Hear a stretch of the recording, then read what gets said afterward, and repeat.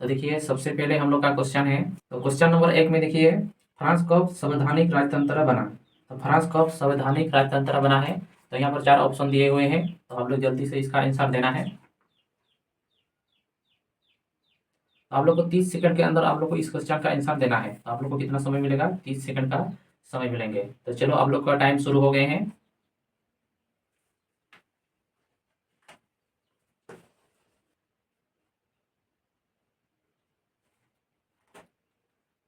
तो इसका right answer हो जाएंगे 1791 में।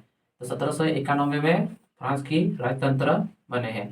तो ऑप्शन सी बिल्कुल राइट आंसर हो जाएंगे। तो आप लोग इसको नोट करना है, जल्दी जल्दी आप लोग नोट कीजिए, नहीं तो आप लोग इसको स्क्रीनशॉट ले लेना है। स्क्रीनशॉट ले लेने से क्या होते हैं, जल्दी आप लोग का क्वेश्चन हो जाते हैं, आप लोग को लिखने का जरूरत नहीं होगी। तो आप लोग स्क्रीनशॉट लेकर के नोट कॉपी में उतर लेना है।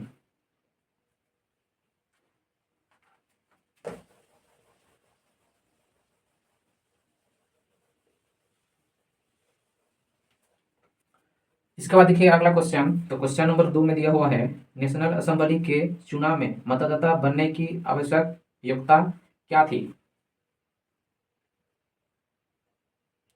तो आप लोग जल्दी से इसका आंसर देने की कोशिश कीजिए। और एक चीज आप लोग को ध्यान रखना है, जितने भी क्वेश्चन आप लोग सही कर रहे हैं तो उसमें आप लोग को 1 नंबर देना है, और जो भी क्वेश्चन आप लोग गलत कर रहे हैं तो उसमें आप लोग को क्रॉस चिन्ह देना है। तो उसमें आप लोग को पता चलेगा कि आप लोग कितना क्वेश्चन सही कर पा रहे हैं और कितना क्वेश्चन आप लोग का गलत हो रहा है। बाद में आप लोग कमेंट बॉक्स में बताना है आप लोग कितना क्वेश्चन सही किए हैं और कितना क्वेश्चन गलत किए हैं।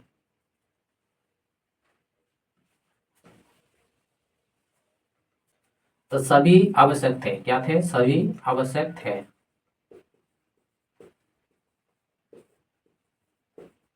तो ऑप्शन डी बिल्कुल राइट आंसर हो जाएंगे। तो आप लोग इसको नोट कर लेना है। नेशनल असेंबली के चुनाव में मतदाता बनने की आवश्यकता योग्यता क्या थी, तो सभी आवश्यकता थी। तो ऑप्शन डी बिल्कुल राइट आंसर हो जाएंगे।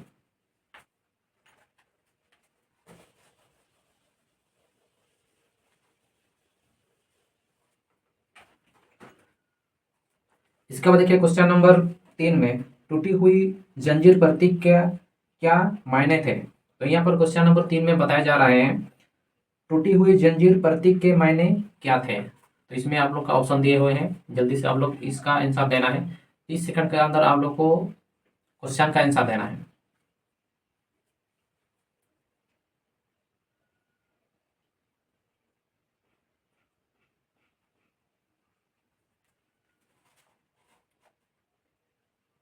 तो इसका राइट आंसर हो जाएंगे आज़ादी। तो ऑप्शन बी बिल्कुल राइट आंसर हो जाएंगे। तो क्या है इसका राइट आंसर, आज़ादी। तो ऑप्शन बी बिल्कुल राइट आंसर हो जाएंगे। तो चलो जल्दी से आप लोग नोट कर लेना है।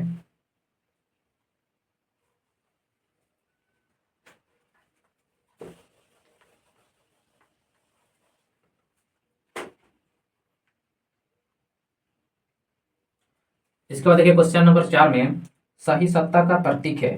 तो सही सत्ता का प्रतीक कौन सा है, इनमें से 4 ऑप्शन दिए हुए हैं। तो 4 ऑप्शन में से आप लोग को एक ऑप्शन चुनना है। तो एक ऑप्शन में ही इसका राइट आंसर है। तो जल्दी से आप लोग को इसका आंसर देना है, 30 सेकंड का समय मिल रहा है। तो जल्दी आप लोग आंसर दीजिए। आप लोग ध्यान से पढ़ना है, ध्यान से सुनना है, तब जा करके आप लोग सीख पाएंगे। तो आप लोग जब तक ध्यान से नहीं सुनेंगे तो आप नहीं सीख पाएंगे, इसीलिए आप लोग जरूर ध्यान से सुनना है। और आप लोग का बोर्ड एग्जाम में यहाँ से ही प्रश्नों पूछा जाते हैं, ध्यान रखना है। बोर्ड एग्जाम में यहीं से ही प्रश्नों आप लोग को पूछा जाएंगे, इसीलिए आप लोग ये वाला क्वेश्चन बहुत इंपॉर्टेंट वाला आप लोग का क्वेश्चन है।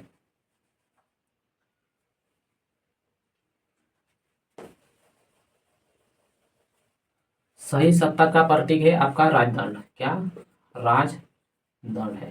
क्या है, राजदंड है। तो ऑप्शन सी बिल्कुल राइट आंसर हो जाएंगे। इसको नोट कर लेना है, नहीं तो आप लोग स्क्रीनशॉट ले लेना है, आप लोग को नोट करने की जरूरत नहीं होगी। तो क्लास खत्म होने के बाद आप लोग स्क्रीनशॉट करके उसको रखना है और बाद में नोट कॉपी में आप लोग उतर लेना है।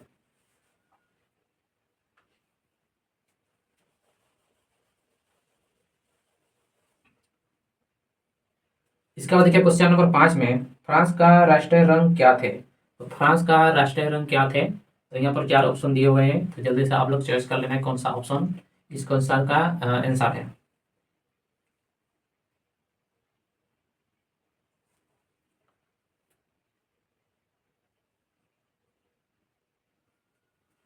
तो फ्रांस का राष्ट्रीय रंग क्या थे? तो सभी थे, तो इनमें से सभी हो जाएंगे, तो ऑप्शन डी बिल्कुल राइट आंसर हो जाएंगे। तो जल्दी से आप लोग स्क्रीन शॉट ले लेना हो, स्क्रीन से हट जाता हूँ।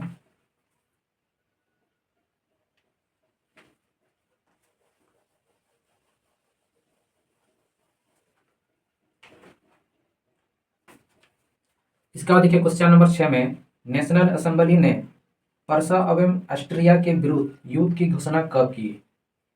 तो जल्दी से इसका आंसर देना है।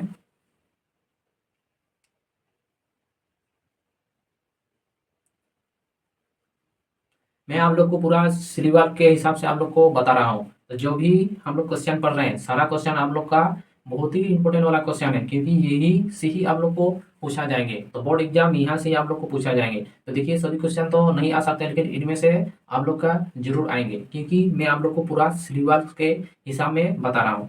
तो आप लोग का सिलेबस भी कंप्लीट हो जाएंगे और आपका रिवाइज भी पूरी तरह से हो जाएंगे, इसीलिए आप लोग इस क्वेश्चन को पूरा महत्व दीजिए, तब जा करके आप लोग इस क्वेश्चन को कर पाएंगे। तो इसका राइट आंसर हो जाएंगे 1789। तो क्या 1789 हो जाएंगे, तो ऑप्शन सी बिल्कुल राइट आंसर हो जाएंगे। तो इसको आप लोग स्क्रीनशॉट ले लेना है।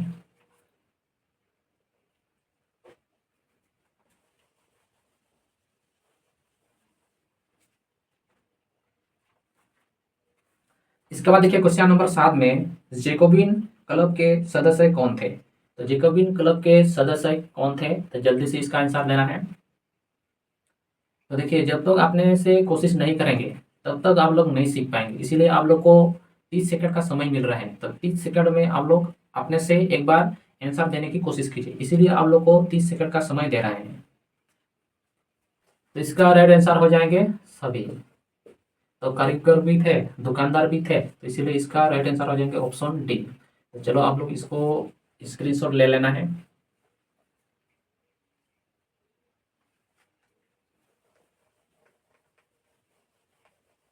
आप लोग जरूर कमेंट बॉक्स में बताना है कि आप समझ रहे हैं कि नहीं समझ रहे हैं। यदि आप लोग अच्छे से समझ रहे हैं तो आप लोग ये से लिखना है, यदि आप लोग अच्छे से नहीं समझ पा रहे हैं तो आप लोग उसमें लिख देना है सर हम नहीं समझ पा रहे हैं, तो अच्छे डिटेल के साथ पढ़ाना है, तो आप लोग को पूरा अच्छे डिटेल के साथ इसका रिवाइज करा देंगे।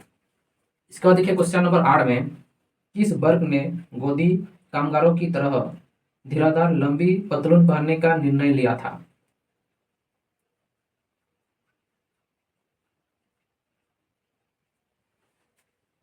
तो आप लोग का टाइम समाप्त हो गए हैं, तो इसका राइट आंसर हो जाएंगे जेकोबिन। तो ऑप्शन सी बिल्कुल राइट आंसर हो जाएंगे।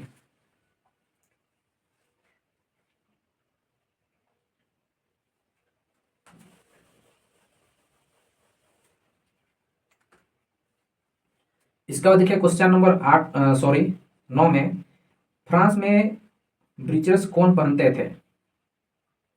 तो फ्रांस में ब्रीचेस कौन पहनते थे? तो जल्दी से आप लोग इसका आंसर देना है। ज्यादातर बच्चे क्या करते हैं, वीडियो को पूरा वॉच नहीं करते हैं, तो पूरा से उन लोग नहीं देखते हैं, इसीलिए उन लोग का छूट जाते हैं और बाद में उन लोग क्या करते हैं, पछताने लगते हैं, उन लोग फेल कर जाते हैं। यदि आप लोग फेल किया मतलब आप लोग का 1 ईयर्स का समय चल गया, मतलब 1 साल आपका बर्बाद हो गया। मैं आप लोग को सहायता के लिए इसीलिए मैं यूट्यूब में वीडियो डालते हैं, तो आप लोग वीडियो को पूरा वॉच करना है, तब जा करके आप लोग सारा क्वेश्चन को समझ पाएंगे और आप पूरा रिवाइज कर पाएंगे। तो फ्रांस में ब्रीचलेस कौन पहनते थे? तो कुलीन के लोग पहनते थे। कौन? कुलीन के लोग पहनते थे, तो ऑप्शन ए बिल्कुल राइट आंसर हो जाएंगे। तो फ्रांस में ब्रीचलेस कौन पहनते थे? तो कुलीन के लोग पहनते थे, तो ऑप्शन ए बिल्कुल राइट आंसर हो जाएंगे।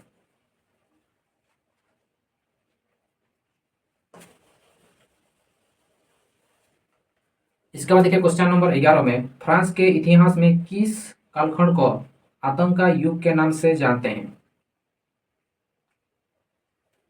तो यहाँ पर आप लोग का ऑप्शन दिया हुआ है, तो चलो कोई एक ऑप्शन चुनिए, आप लोग का गलत हो सही हो उससे डरने की कोई बात नहीं है। आज आप लोग का गलत होगा तो कल जरूर आप लोग का सही होंगे, इसीलिए कोई एक ऑप्शन जरूर आप लोग को सेलेक्ट करना है। चाहे गलत हो चाहे सही हो, तो उसमें आप लोग को डरने की जरूरत नहीं है। तो आप लोग का समाधान के लिए तो मैं यहाँ पर आप लोग को बता रहा हूँ, यहाँ पर खड़ा हूँ, इसीलिए आप लोग गलत सही करने में बिल्कुल डरना मत।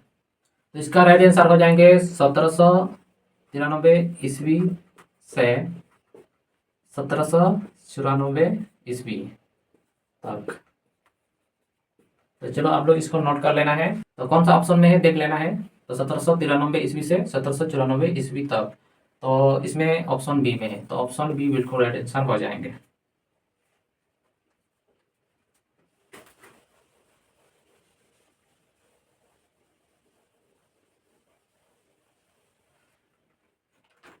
इसके बाद देखिए क्वेश्चन नंबर 12 में अलम दे गुंज को कब फांसी दी गई। तो अलम दे गुंज को कब फांसी दी गई है। तो चलो आप लोग इसका आंसर देना है।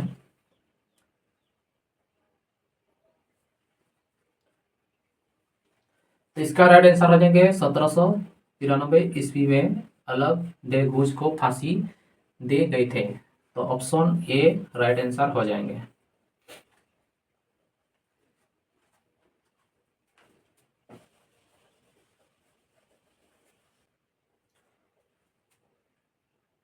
इसके बाद देखिए क्वेश्चन नंबर 13 में फ्रांस के बर्दे और नांते बंदरगाह किस चीज के व्यापार के कारण समृद्ध बन गया था।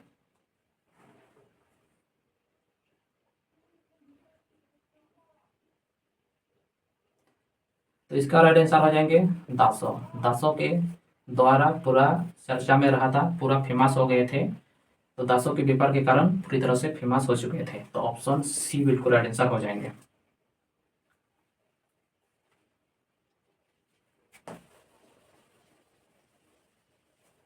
इसके बाद क्वेश्चन नंबर 14 में देखिए दास व्यापार कब प्रारंभ हुआ। तो दास व्यापार कब से शुरू हुआ है। तो चलो इसका आंसर जल्दी से आप लोग देने की कोशिश कीजिए। तो आप लोग को क्वेश्चन पढ़ने से ही पता होना चाहिए, इसका आंसर यही वाला होना चाहिए। तो आप लोग कितना मेहनत करेंगे आप लोग का ज्ञान उतना ही बढ़ेंगे। तो ध्यान रखना है, जब तक आप लोग खुद से मेहनत नहीं करेंगे तब तक आप लोग को कोई भी ज्ञान नहीं दे सकते, कभी भी आप नहीं सीख सकते। इसीलिए आप लोग को खुद पर निर्भर रखना है, खुद पर डिपेंड करना है, तब जा करके आप लोग सीख पाएंगे। तो जो आदमी दूसरे की घर में देखकर झांकते हैं तो कभी भी अपना घर में धन प्राप्त नहीं कर सकते हैं। तो ध्यान से सुनना है, जब भी कोई इंसान दूसरे के घर में झांकते हैं तो अपने घर के लिए वो अपना धन इकट्ठा नहीं कर पाते हैं। और जो इंसान अपने खुद के लिए खुद के अंदर झांकते हैं, मेरा क्या कमी है, किस चीज़ में कमी है, वो इंसान कभी भी कामयाब हो जाते हैं। तो दास की व्यापार कब से शुरू हुई थी। तो 17वीं शताब्दी से शुरू हुए थे। 1700 कब से शताब्दी से शुरू हुए हैं। तो 1700 शताब्दी से शुरू हुए थे। तो कौन सा ऑप्शन में है। तो ऑप्शन डी में है। तो ऑप्शन डी बिल्कुल राइट आंसर हो जाएंगे।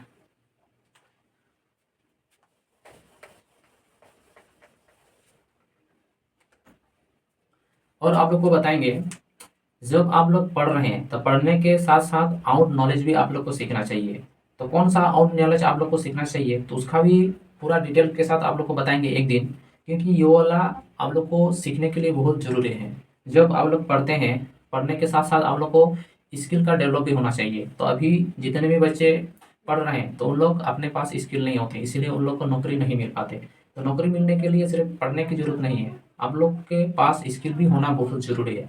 इसीलिए आप लोग स्किल भी सीखिए। तो इसके बाद क्वेश्चन नंबर 15 में देखिए फ्रांसीसी उपनिवेशों से अंतिम रूप से दास प्रथा का उन्मूलन कब किया गया। तो चलो इसका आंसर देना है, जल्दी दीजिए।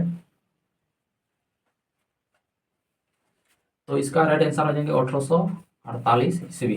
तो ऑप्शन बी बिल्कुल राइट आंसर हो जाएंगे। तो जल्दी से नोट कर लेना है।